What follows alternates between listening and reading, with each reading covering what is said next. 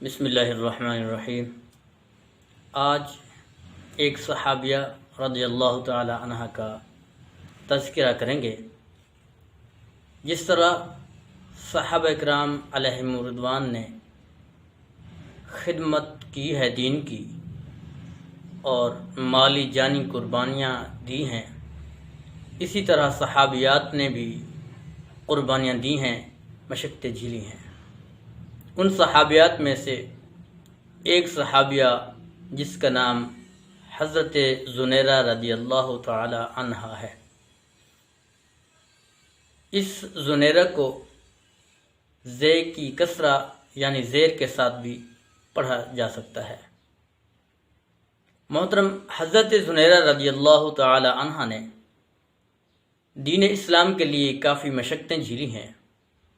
آپ رضی اللہ تعالی عنہ حضرت عمر رضی اللہ تعالی عنہ کے گھرانے کی لونڈی تھی، اور اس عورت کے دل میں اسلام کی حقانیت گھر کر چکی تھی۔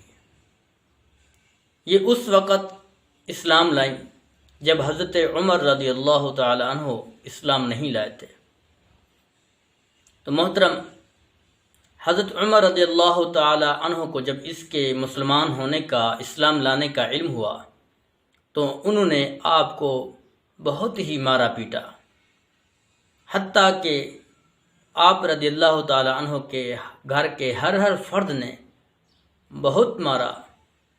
یہاں تک بس نہیں کیا، صبر نہیں کیا، بلکہ مکہ کے بازار میں لے جا کر کفار مکہ نے بھی خوب پیٹا مارا۔ انہی صدمات کی وجہ سے حضرت زنیرہ رضی اللہ تعالی عنہ کی آنکھوں کی بصارت، بینائی چلی گئی، آپ نابینا ہو گئے۔ تو جب آپ کی بینائی چلی گئی تو کفار مکہ نے آپ کو تانے دیے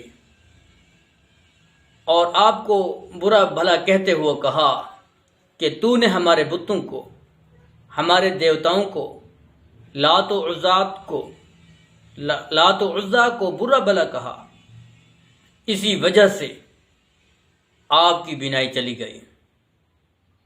تو حضرت زنیرہ رضی اللہ تعالی عنہ کے خون نے جوش مارا اور کہا کہ اے کفار مکہ، ہرگز ایسا نہیں ہے، اور تمہارے لات و عزا میں اتنی طاقت نہیں ہے، نہ وہ کچھ کر سکتے ہیں، بلکہ یہ سب کچھ میرے وحدہ لا شریک کی طرف سے ہے۔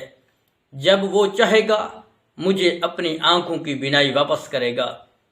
یہ کہنا تھا حضرت زنیرہ رضی اللہ تعالیٰ عنہ نے جب یہ جملہ مکمل کیا کہ جب میرا رب چاہے گا تو مجھے بینائی عطا فرمائے گا، یہی جملہ مکمل کرنا تھا کہ حضرت زنیرہ رضی اللہ تعالی عنہ کی آنکھیں روشن ہو گئیں۔